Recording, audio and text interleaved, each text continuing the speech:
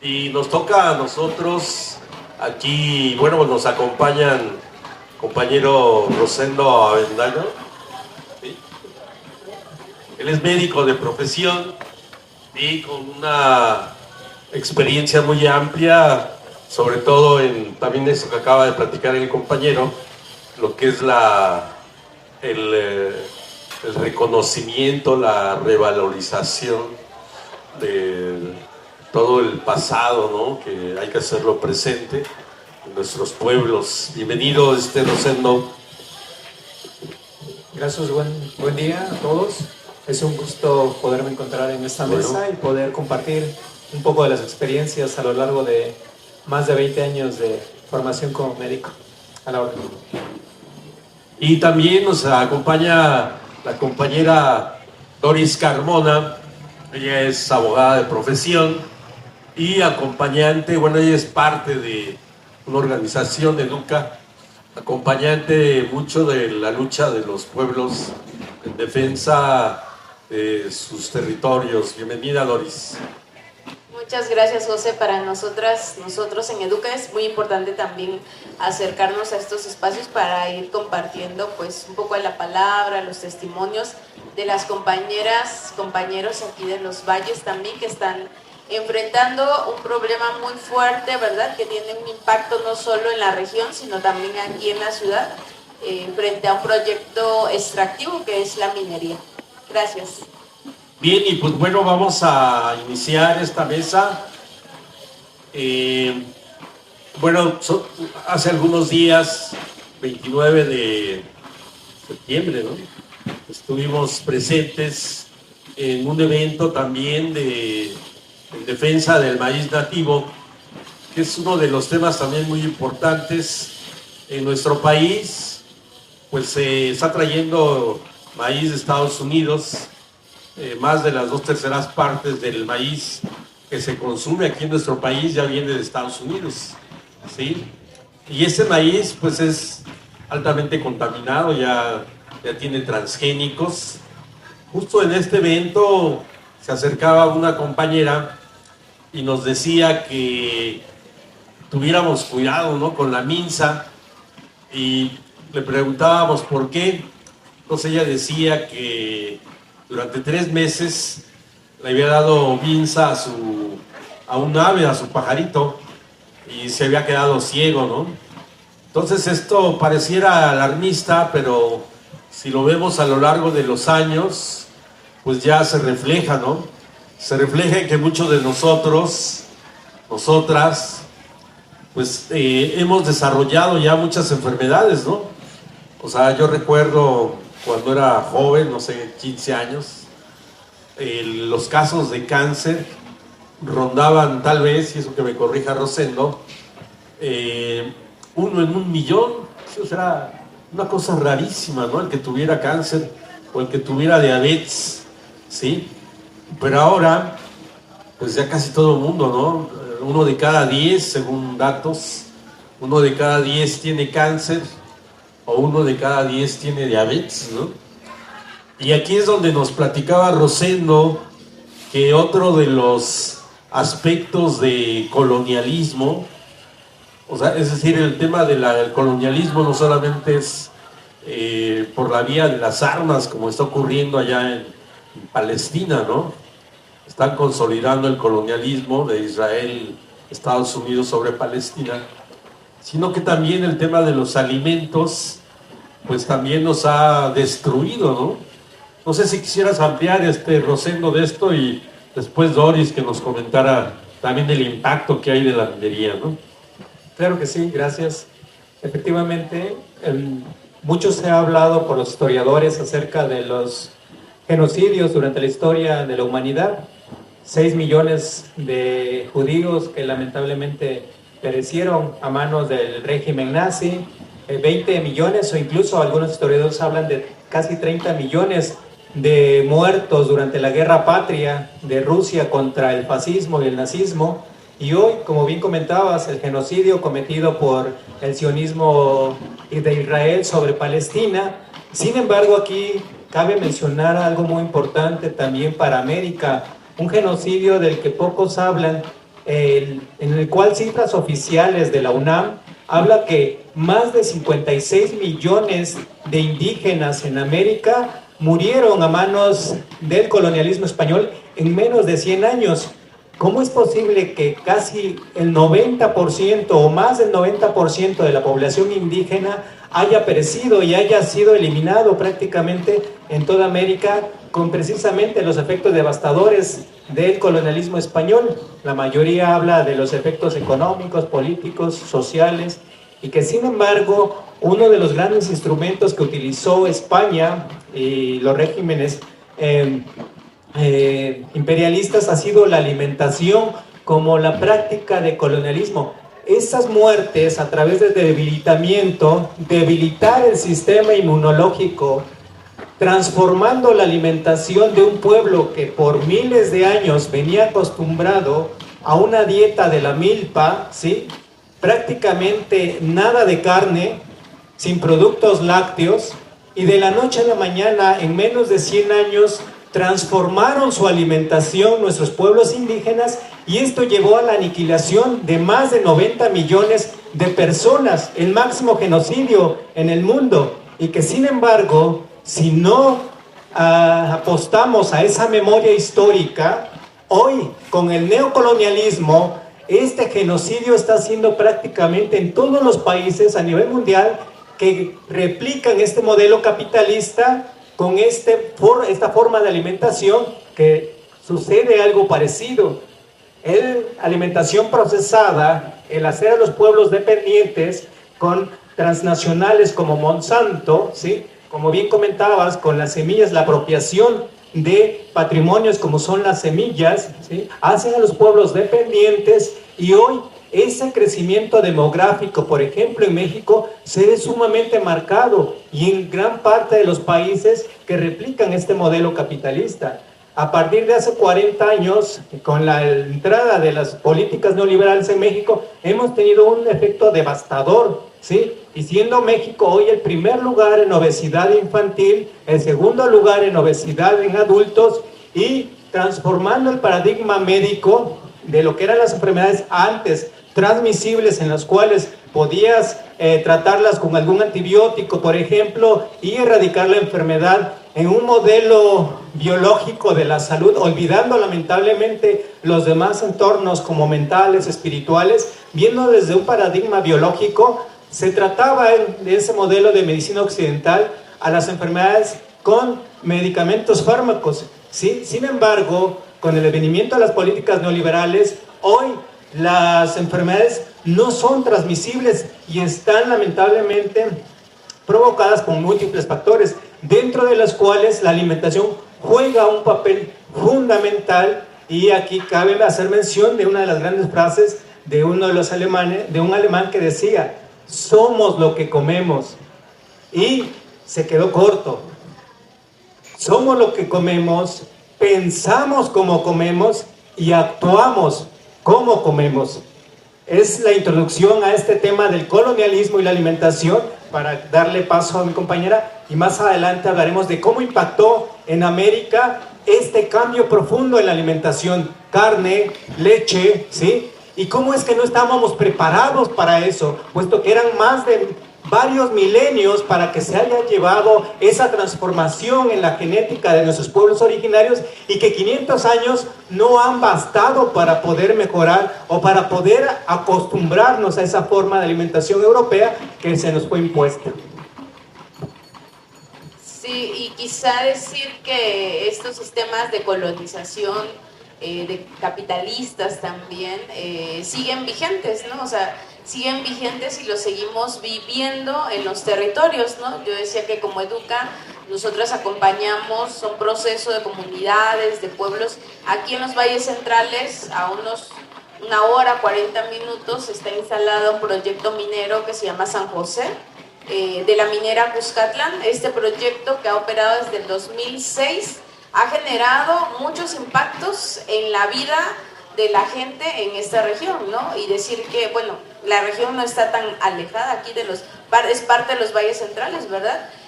Además, esta región de estas comunidades cercanas a la minera o al proyecto San José son campesinos, campesinas, ¿no? Entonces mucha de su producción de tomates, de flores, calabazas, maíz, lo vienen a vender a la ciudad, ¿no? Entonces no sabemos, ¿verdad?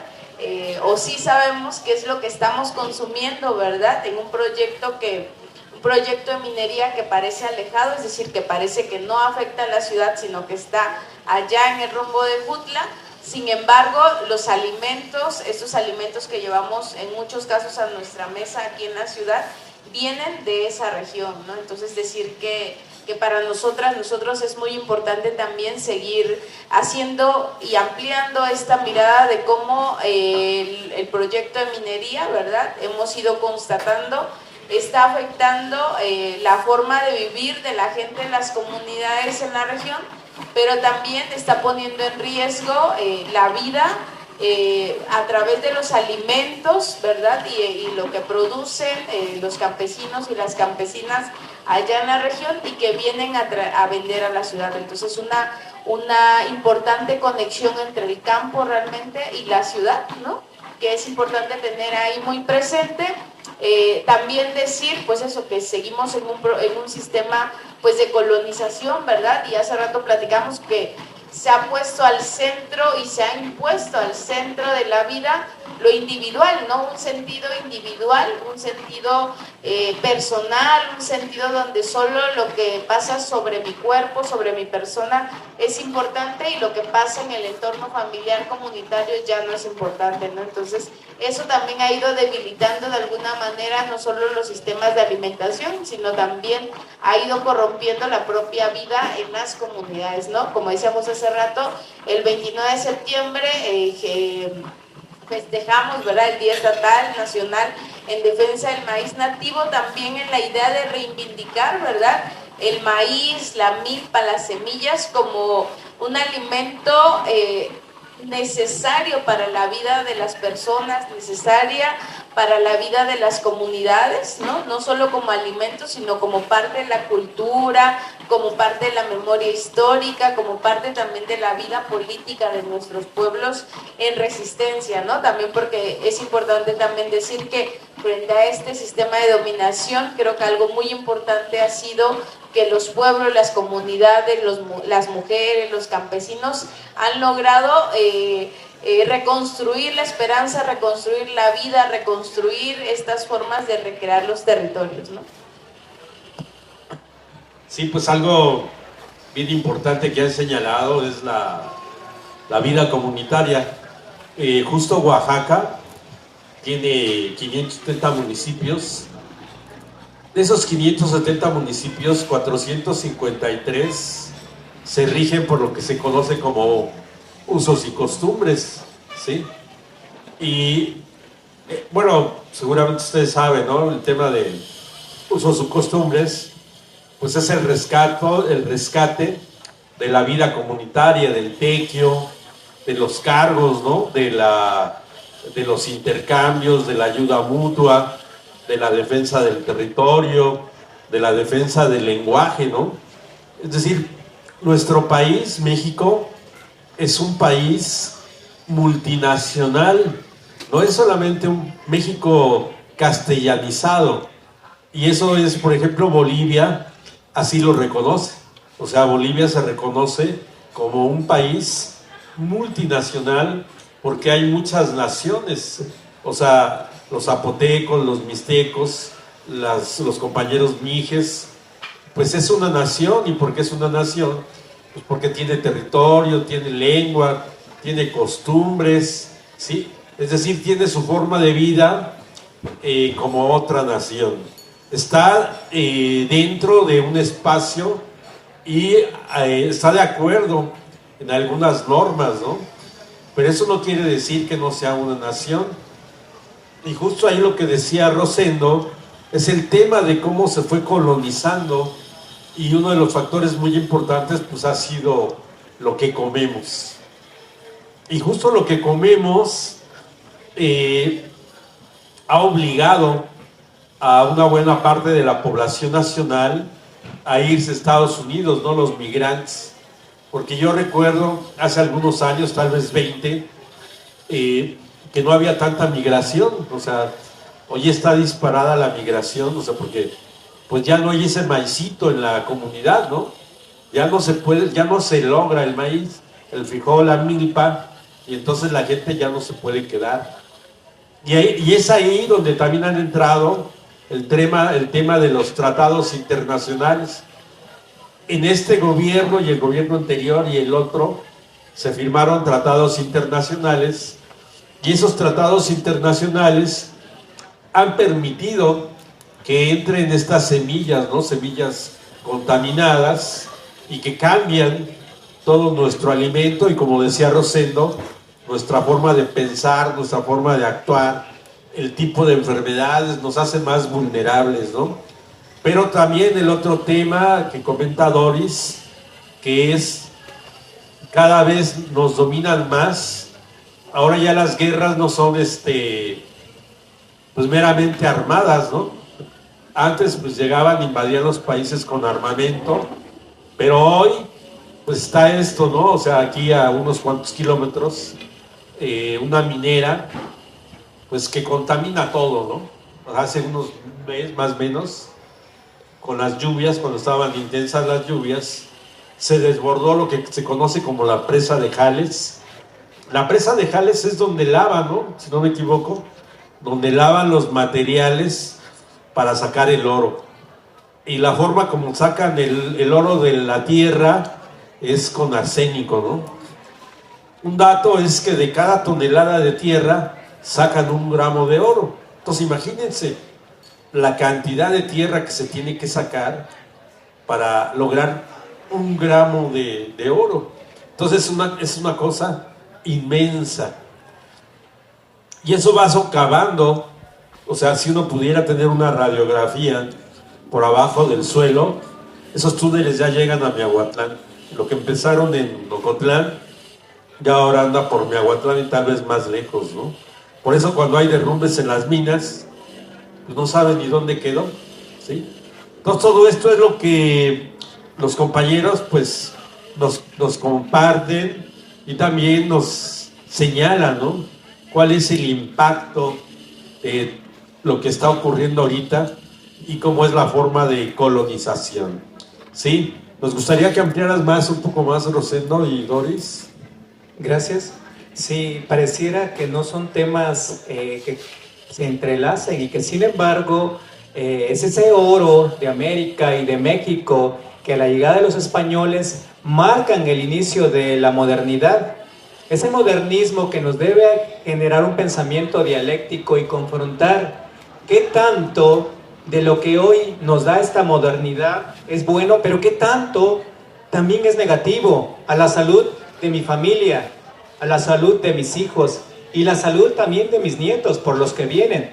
Es esa la importancia de reflexionar, de hacer esa crítica dialéctica en este modernismo, porque si no, pues les comentaba hace un momento, estamos condenados a repetir lo mismo que lamentablemente vivieron nuestros pueblos originarios hace más de 500 años. Y recordando apenas hace unos días, el 12 de octubre, ¿sí? Y que en la escuela nos decían que era el Día de la Raza y que había que celebrarlo.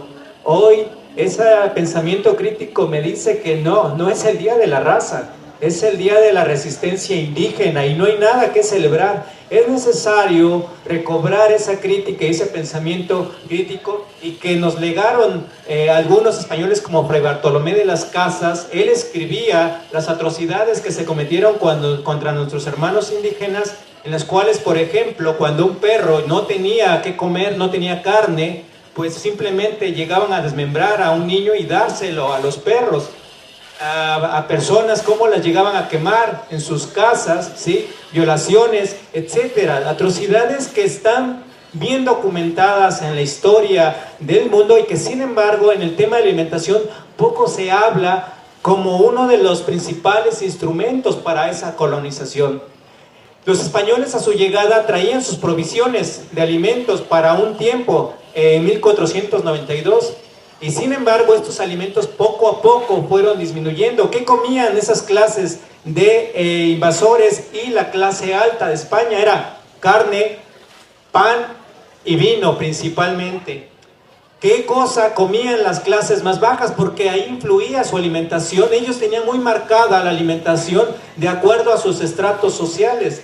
Las personas con menos poder económico en esa época de España comían algunos garbanzo con vegetales, ¿sí? Es por eso, le comentaba al compañero, cómo es que en el siglo XIX, con Posadas y su famosa imagen de las garbanceras, hoy, con el Día de Muertos, se viene de moda nuevamente esa imagen de la Catrina, surge precisamente de esa persona indígena o mestiza que trataba de aparentar otro linaje, otro nivel de clase social, al ponerse un sombrero con plumas, como lo hacían los españoles, pero algo más, a transformar su alimentación para poder convertirse a otro estrato social, dejar el maíz y el frijol y ahora comer garbanzo.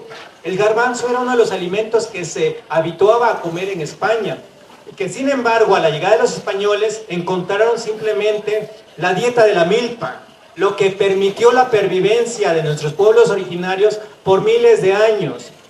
Se habla de evolución de los pueblos olmecas, toltecas, mayas, zapotecos, etcétera, de más de 5,000 años. No son 100 años ni 200, son varios miles de años que pervivieron nuestros pueblos indígenas, y algo fundamental fue la alimentación. Pues los españoles encontraron la dieta de la milpa, que consideraron una dieta inferior, ¿sí? Y que por lo tanto, si ellos querían continuar con su hegemonía, esa robustez corporal, y que lamentablemente con la televisión, con las redes sociales, pensamos que esa robustez, esa estatura alta, es el ideal de una evolución humana, pues déjenme decirles que no es así.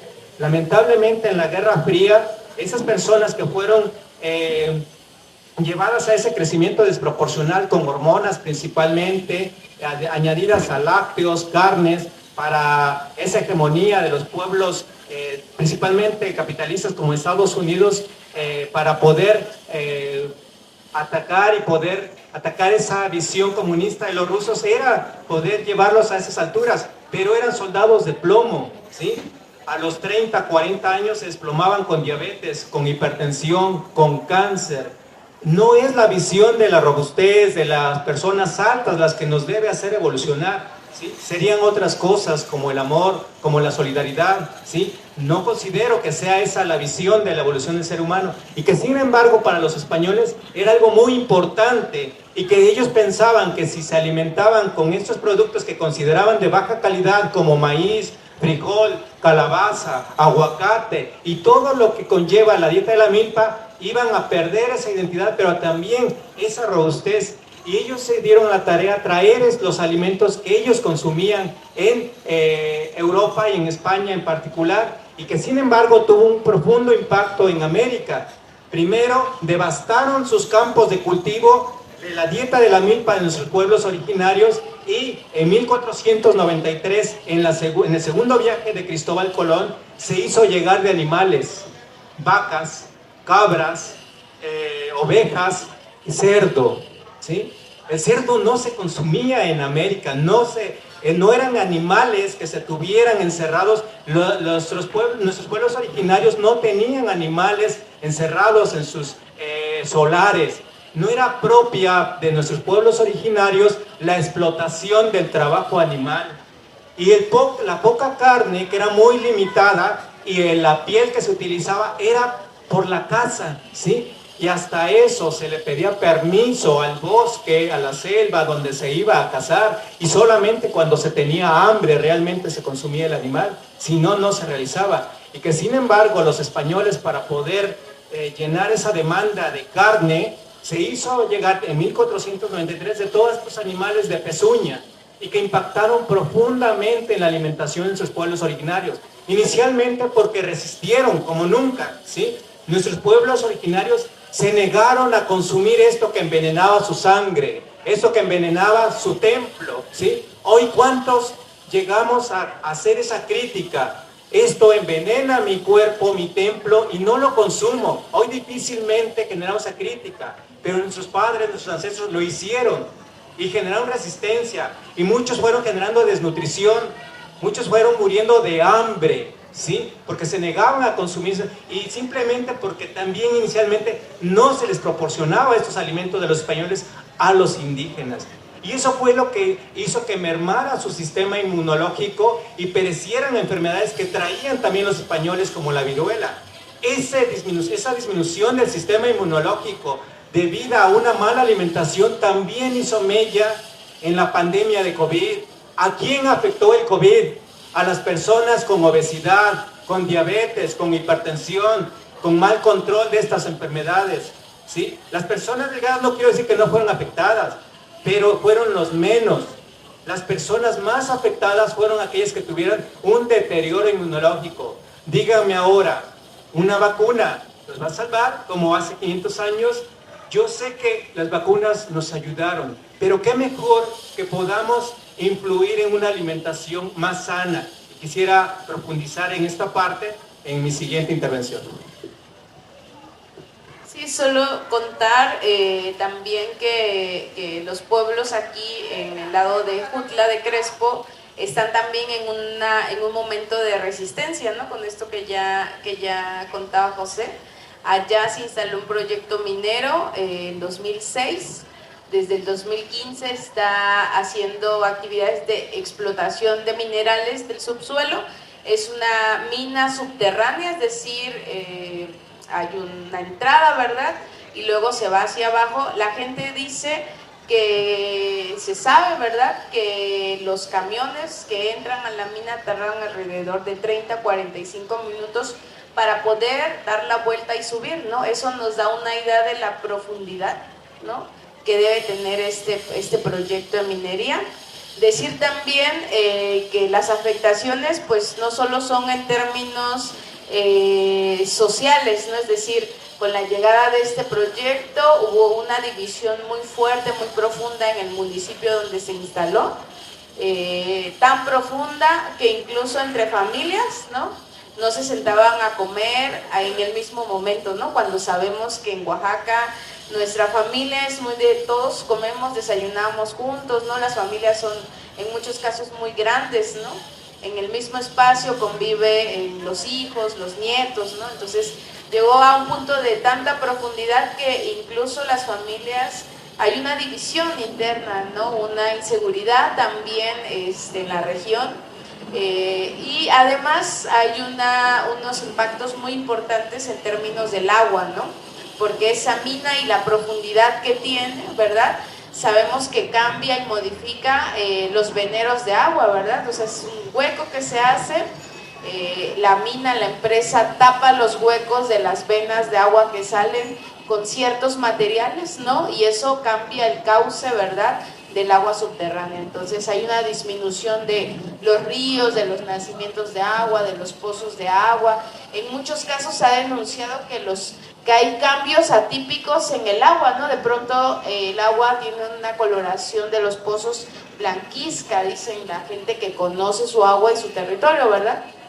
Recientemente, el 24, ya lo adelantaba José, el 24 de septiembre se suscitó un derrame que fue documentado por un vecino, digamos, de ahí de la región, de Magdalena Ocotlán, pero que luego fue verificado por las autoridades, ¿no? En Oaxaca, como también ya José decía, las autoridades locales, municipales, agrarias, comunitarias, pues tienen un papel muy importante en nuestros pueblos, ¿no? Entonces, el municipio de Magdalena Ocotlán fue a verificar directamente sobre el río, sobre su presa de agua, y constató que había un agua atípica, diferente, ¿no? Que obviamente nosotros o quienes vivimos en las comunidades sabemos cómo está el agua de nuestro pozo, conocemos nuestras represas según el tiempo, las características, el viento. Eso nadie de fuera, experto o no experto, nos puede decir, ¿verdad?, sobre nuestro lugar donde habitamos. Entonces las autoridades constataron que habían algunos cambios en el agua, ¿verdad?, que venían del proyecto, porque Magdalena colinda con el proyecto minero. Entonces, resultado de eso, la autoridad presentó denuncias ante la Profepa, la Semarnat y a la Conagua, y estas instancias y bueno, desde que está el proyecto minero han tenido una relación muy cercana con la empresa minera, ¿no? Nunca le contestaron o no le contestaron prontamente a las autoridades, pero sí fueron directamente con la empresa a hacer una inspección. Y luego la empresa minera Cuscatlán ha manejado en redes sociales, en medios de comunicación, invitó a los medios de comunicación a que fueran a ver el proyecto. De hecho, si ustedes entran a las redes sociales, hay videos en donde dice que ha contribuido al ecosistema, ¿no? Con su presa de Jales. Entonces, la presa de Jales es el depósito donde tiran la basura, los desechos, ¿no? Es decir, una vez procesado el material, lo que hacen es la basura, ¿no? Lo que queda, que no es mineral, lo echan a ese contenedor. Entonces tiene dos presas, una de Jales húmedo y una de Jales secos, que es casi una montaña ya ahorita hecha.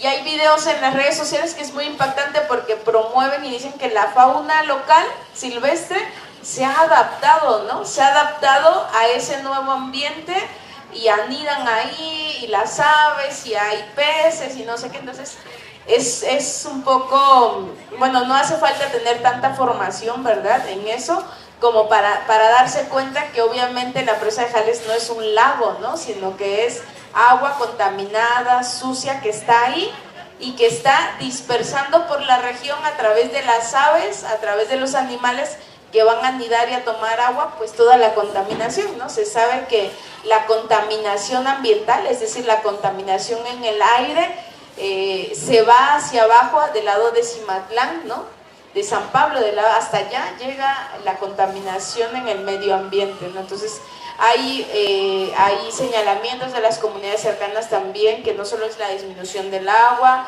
esto que ha quedado documentado en términos de los derrames, ¿no? Este es el segundo derrame. Ya se había suscitado un derrame también en esa presa de Jales, corroborado por las autoridades responsables, y le pusieron una multa a la empresa por 800,000 pesos más o menos, y eso pues lo cobró la Profepa, y en la comunidad afectada nunca hubo, y en el río nunca hubo un saneamiento, una limpieza, absolutamente nada. Entonces nos habla de esta complicidad pues permanente en este caso que hemos visto, y una diversidad de afectaciones, ¿no?, a la salud de las mujeres, a la salud de las familias, ¿no? La gente de allá nos ha señalado, pues sí, todo el tema en la piel, o por ejemplo en el ambiente, ¿no? A ciertas horas de las noches hay ciertas vibraciones o explosivos que dice la gente, que cuenta la gente que se levanta una nube blanca, ¿no?, y que se dispersa ahí, y que muchos de ellos y ellos señalan pues que eso afecta a la garganta, ¿no? O sea, se siente directamente sobre las vías respiratorias. Entonces hay muchas afectaciones en torno a este proyecto minero que se ha puesto en la región, pues promoviendo el desarrollo, ¿no?, y diciendo que va a dar muchos empleos en la región. Sin embargo, lo que hemos visto es que los beneficios que ha traído a la región son muy pocos, son casi nada, ¿no? Y las afectaciones sociales, culturales, políticas y a la salud, pues son mucho más graves, ¿verdad?, que está dejando ahí. Cuando el proyecto minero se vaya, cuando termine el oro, la plata que está sacando del subsuelo, va a tapar su presa de Jales, le va a poner una geomembrana y se va a ir, ¿no? Y eso se va a quedar, la basura, como digo, el contenedor de basura se va a quedar aquí en la región de los valles centrales, ¿no? Sí, bueno, una cosa importante es que nuestro país se llama un país megadiverso. ¿Qué quiere decir eso? Que tenemos plantas, tenemos animales, tenemos cultura, ¿no? Aquí en Oaxaca hay 16 culturas diferentes de las 52 que hay en el país, ¿sí? Hemos escuchado, por ejemplo, de los agaves. Aquí hay alrededor de 52 especies también. Plantas, animales, solamente en Cuicatlán hay más de 10,000 plantas en la reserva de la biosfera, ¿sí? Tenemos litorales, tenemos todos los climas, o sea, tenemos el clima de montaña, el clima de valle, el clima de costa. Entonces, podemos ser un pueblo que se pueda autosostener. O sea, no necesitaríamos proyectos como estos, ¿no? Proyectos de minería, proyectos de un tren interoceánico, ¿no? Que busca conectar el Pacífico con el Atlántico. Es decir, podemos tener prácticamente alimentos, como decía Rosendo, cuidado, la milpa, que es pues que tiene todo, ¿no? Ojalá y ahorita nos pueda platicar Rosendo, esta controversia que mucho hay de lo que llaman la proteína, ¿sí? Que mucho se maneja, ¿no? Incluso a la fecha dicen que la proteína pues es de mejor calidad que la proteína animal, que es de mejor calidad que la proteína vegetal, pero eso ahorita lo podemos comentar, ¿no? Entonces, pues la intención es poder recuperar mucho de lo que se ha perdido, ¿no? Pero lo importante es reconocerlo, o sea, reconocer lo que se ha perdido y retomar como el rumbo, ¿no? Y esto pues no es una tarea de unos cuantos, sino es una tarea de todos, de todas, de las comunidades, de retomarlo, ¿no? Actualmente hay un proyecto que se denomina como de universidades comunales, universidades comunitarias. Está también el rescate de los usos y costumbres. Y una cosa que platicábamos es por recuperar también la población, ¿no? Porque hoy decíamos, bueno, y cuando seamos más abuelos, ¿quién nos va a cuidar? Sí, o sea, de repente ya no hay esto, ¿no? Muchos de nuestros hijos, hijas, pues ya no quieren tener hijos, ¿no? Y entonces se empieza como a despoblar. O sea, ya ha permeado todas estas actividades. No sé si quieres comentarnos, Rosendo.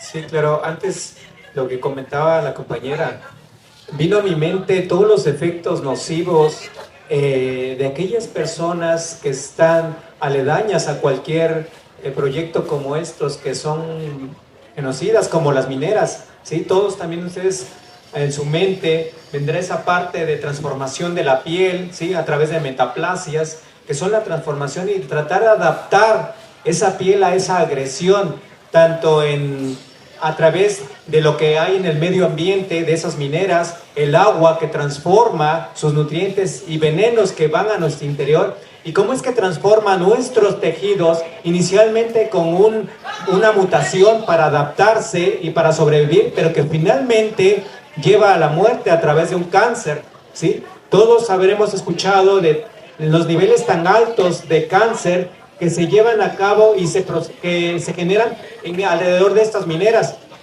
pero que sin embargo con la alimentación que inicia en la modernidad, con la llegada de españoles, sucede algo muy parecido. Comentaba hace un momento que la dieta de nuestros ancestros, de nuestros pueblos originarios, era principalmente vegetariana. Muy poca carne era la que consumían y por supuesto no tomaban leche. Y que sin embargo a la llegada de una gran cantidad de animales, ya lo comenté, vacas, ¿sí? Cabras, ovejas, cerdos principalmente, hubo primero la erradicación de los cultivos, ¿sí?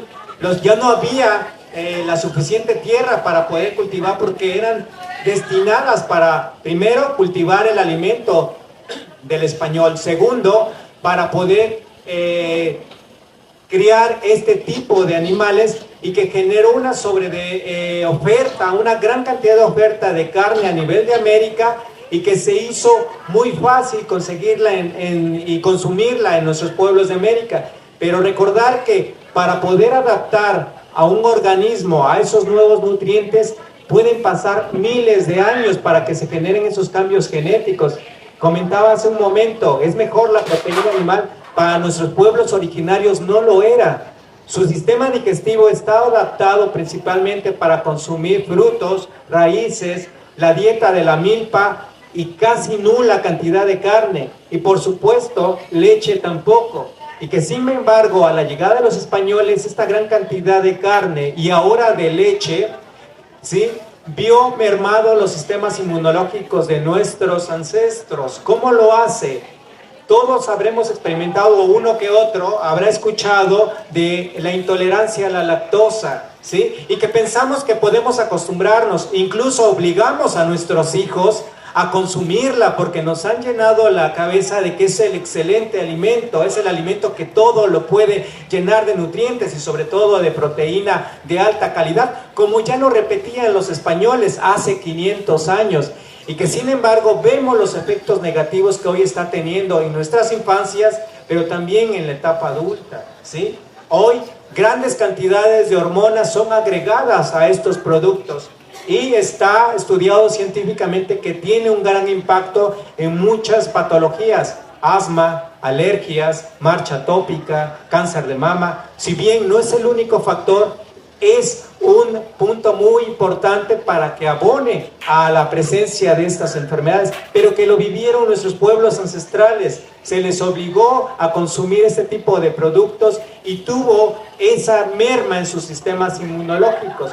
Y esas metaplasias, esos cambios en su tejido digestivo, para empezar, pues vio mermado su sistema inmunológico. Hoy sabemos, y la pandemia de COVID nos trajo algo relevante, tal vez ya lo sabían nuestros pueblos originarios, pero nos recuerda que nuestro segundo cerebro es nuestro sistema digestivo, pero también nuestro sistema digestivo es un punto primordial para fortalecer el sistema inmunológico.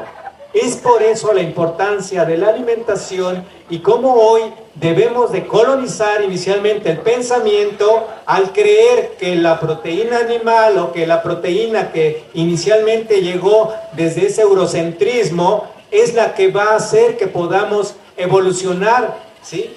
Cuando es todo lo contrario, como ya lo comentaba hace un momento, la gran cantidad de miedos, pero también disruptores hormonales que estamos teniendo en nuestras adolescencias, en nuestros jóvenes, está teniendo un profundo impacto en esa demografía, ¿sí? Hay un gran impacto demográfico hoy como lo hubo hace 500 años con ese aniquilamiento de casi el 90% de nuestros pueblos originarios. Hoy tenemos ese impacto también, es real, ¿sí? El crecimiento demográfico está disminuyendo a ritmos avasalladores y Europa, Asia, son uno de los primeros países que están viendo este impacto.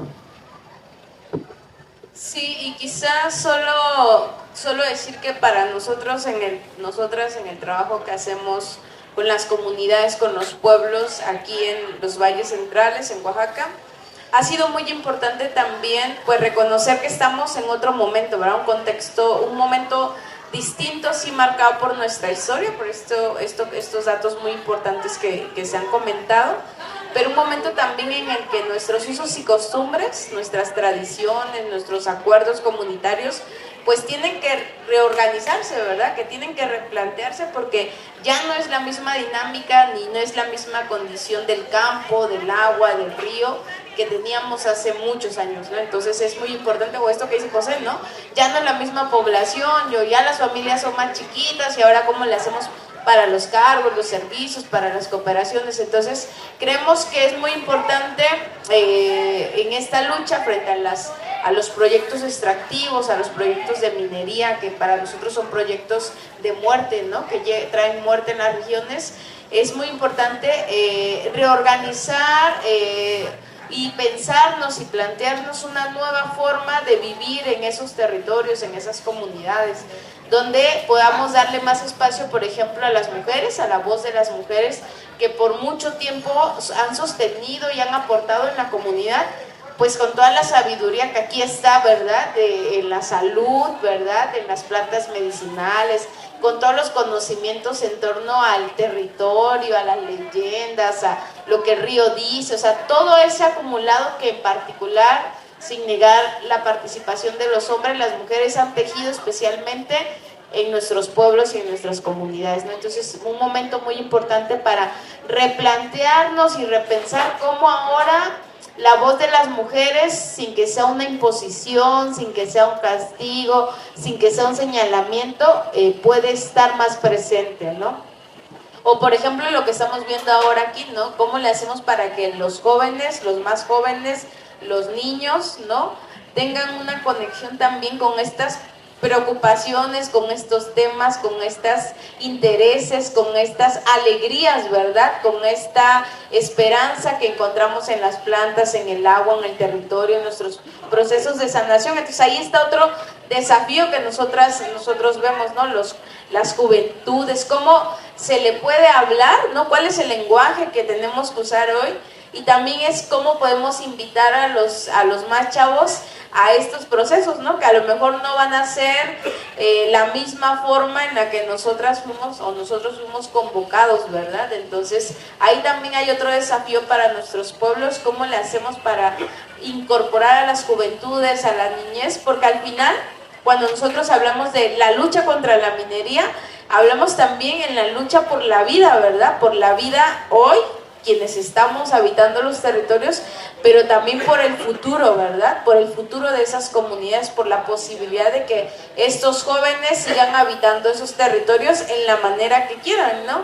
Frente a un proyecto minero que está ahí con todos sus impactos ambientales o con concesiones, ¿no? Que abarcan aquí en los valles centrales afectan a 35 municipios y que más o menos son alrededor de 80,000 hectáreas están concesionadas para actividades mineras, ¿no?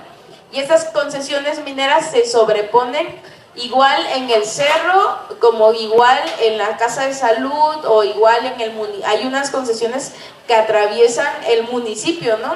El casco de la cabecera municipal, ¿no? El municipio, y se van sobre el cerro de las comunidades. Entonces, concesiones mineras que van a largo plazo, ¿no? Tenemos concesiones vigentes hasta el 2060, el 2052, entonces son periodos largos que les va a tocar a los más jóvenes defender y cuidar su territorio. Entonces yo creo que las juventudes, las mujeres, ¿no? Son elementos muy importantes en términos de la esperanza, pero también en términos de los desafíos, ¿no? Y bueno, la parte de la alimentación, pero también toda la parte de espiritualidad o de mística también, para nosotros en los procesos de defensa del territorio han sostenido la lucha, ¿no? La mística, los rituales, las plantas, las semillas nativas, las sanadoras, sanadores, han sido un pilar muy importante que han sostenido las luchas y que bueno, lo hemos visto en casi todos los eventos, encuentros que hacemos, ¿no?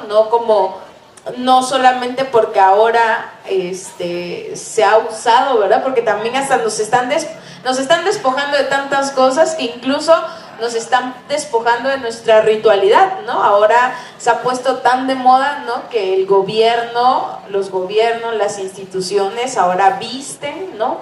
Ahora usan lenguajes, ahora usan nuestras ofrendas, ¿verdad?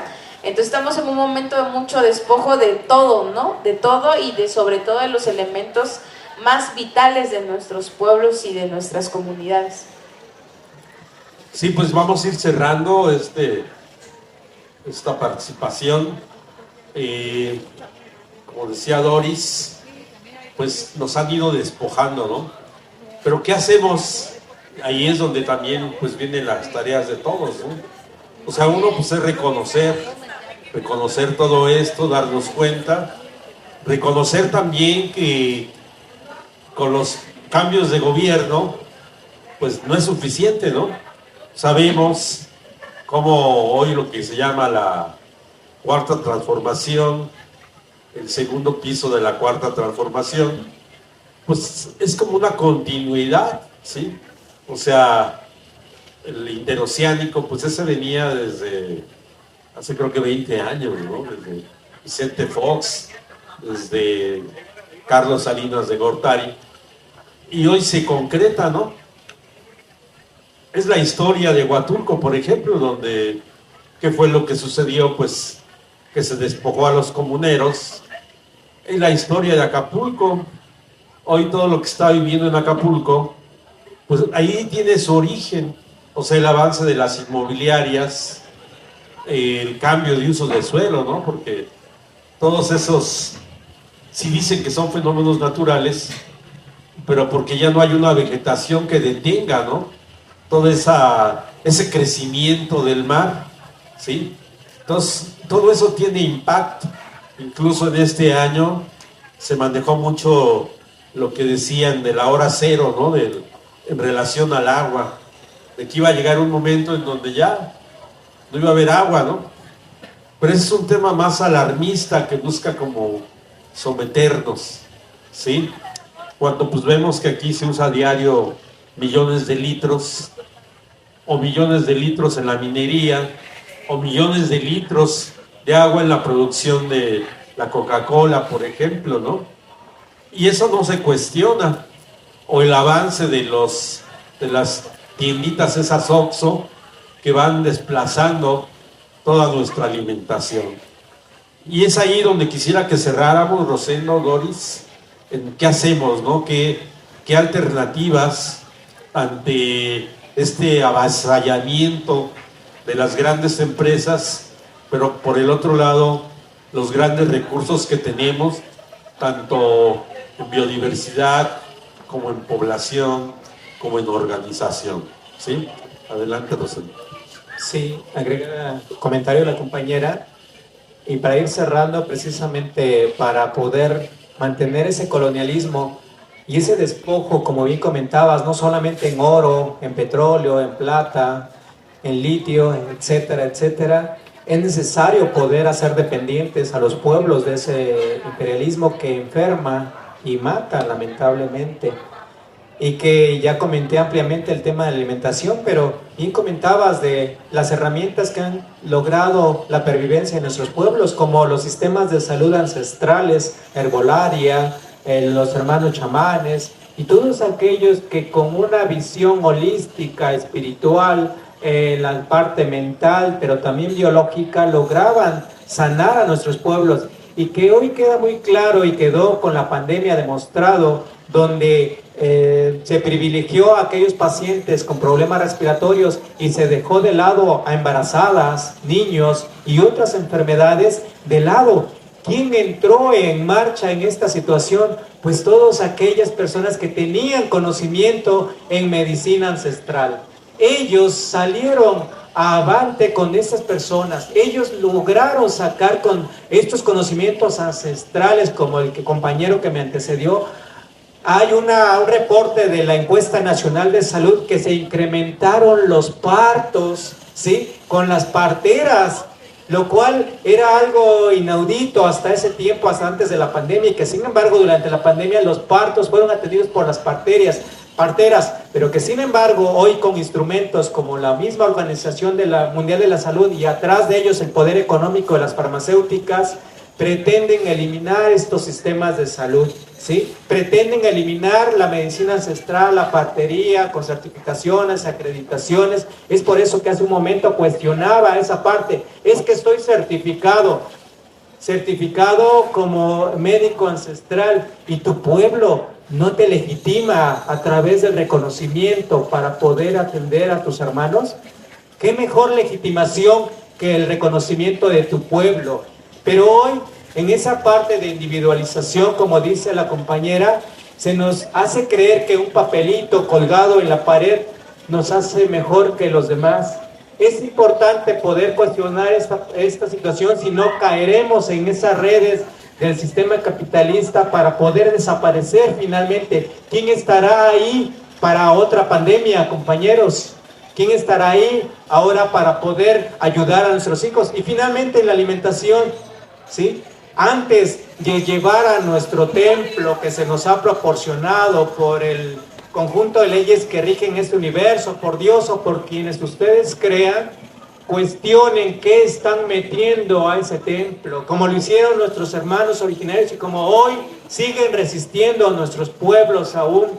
Veo aquí muchos niños, jovencitos, llevando una coca en la mano, llevando una pizza, etcétera. Es aculturamiento y es la semilla que lamentablemente va a enfermar a corto, mediano plazo. Entonces, la primera resistencia y una de las resistencias a la par de las demás sería la alimentación sana. Pues agradecido con el espacio, compañeros. Sí, pues agradecer mucho el espacio también, ¿no? Creo que es importante abrir estos espacios de diálogo, ¿no? De encuentro, de compartir la palabra, porque eso contribuye también a la salud, no solo individual, sino colectiva, ¿verdad? Entonces para nosotras eso también es muy importante, lo que vamos también escuchando de otros y aprendiendo de otros y otras, ¿verdad? Creo que lo que sigue, bueno, la tarea es que cada una tiene una tarea diferente, ¿no? Es una tarea a partir de dónde estoy, ¿no? Es decir, si vivo en la comunidad, si estoy en un proceso de resistencia, si estoy haciendo aspectos de salud, ¿no? Invitarlos, ¿no? A que a partir de donde estamos situados podamos ubicar qué es lo que podemos hacer para contribuir, ¿no? A lo mejor no podemos estar movilizándonos contra la empresa minera, ¿no? Pero sí podemos allá en el territorio, pero a lo mejor sí podemos estar compartiendo información de los pueblos, a lo mejor sí podemos estar difundiendo algunas notas, a lo mejor sí podemos estar pendientes de lo que esté pasando en la región. Entonces, como invitarlos, nosotros como Educa, ¿no? Nos pueden encontrar en nuestra página de internet, Educa Oaxaca, tenemos Facebook también. Los invitamos a que se acerquen a las publicaciones que compartimos y que estén atentas también y que manifiesten en medida de lo posible solidaridades, ¿verdad? Solidaridades concretas con estos pueblos que están en resistencia y que, como digo, los valles centrales, pues estamos aquí, ¿no? Esto es parte de los valles centrales y las comunidades afectadas por minería están aquí rumbo a Cotlán, ¿no? Pasando Cotlán rumbo a Cutla, entonces no estamos tan lejos, ¿no? Y que es muy importante también conectarnos un poco más con la región, ¿no? Para seguir acompañándonos en este proceso de resistencia que sentimos que no solamente afecta a la región, ¿no? O beneficia de alguna manera la defensa del territorio de la región, sino contribuye también con este espacio de los valles centrales donde vivimos, donde habitamos, donde estamos todas y todas nosotros. Entonces, muchas gracias por el espacio, muchas gracias pues también por la mesa que compartimos aquí, y bueno, estamos ahí atentos también para seguir colaborando, contribuyendo también en estos procesos en estos espacios que de por sí ya son un espacio pues de esperanza, ¿verdad? Un espacio que contribuye, que forma, que contribuye a los procesos de sanación también colectiva. Muchas gracias. Pues agradecemos a compañero Rosendo, a la compañera Doris, y bueno, pues ya cerrando con lo que dice Doris, de que pues cada quien hagamos en donde estemos, ¿no? O sea, como que hay diferentes niveles de participación, si somos jóvenes, niños, adultos, si estamos en una organización, si estamos en una comunidad, en nuestra casa, y pues lo importante es contribuir. O sea, un granito de arena pues hace una torre, ¿no? Hace un gran montón de que las cosas cambien. Recordemos que las cosas nacen pequeñas, nunca han nacido grandes. Y bueno, alguna vez un compañero platicaba que Oaxaca, los oaxaqueños, son como la esperanza de la humanidad, ¿sí? ¿Y eso por qué lo decía? Dice, porque aquí en Oaxaca aún se conservan los maíces nativos. Dice, ustedes son los que han denunciado la intervención de las grandes empresas para modificar los maíces. Entonces Oaxaca, por su defensa, por sus comunidades, por sus bosques, por su cultura, pues por todas sus tradiciones que como bien decían, también nos intentan quitarlos, por la partería, por la participación de las mujeres, también una decidida participación, pues han hecho que Oaxaca sea como la esperanza de la humanidad, pero también la esperanza de nuestro país, ¿sí? Y en eso pues también los compañeros que también hemos sido parte de ellos, los compañeros maestros que pues también hay mucho que hacer, pero que también se han mantenido, ¿no? En una lucha de resistencia para crear, para generar otra educación. Y bueno, pues agradecemos a los que nos siguieron en estos momentos. Gracias Doris, gracias Rosendo.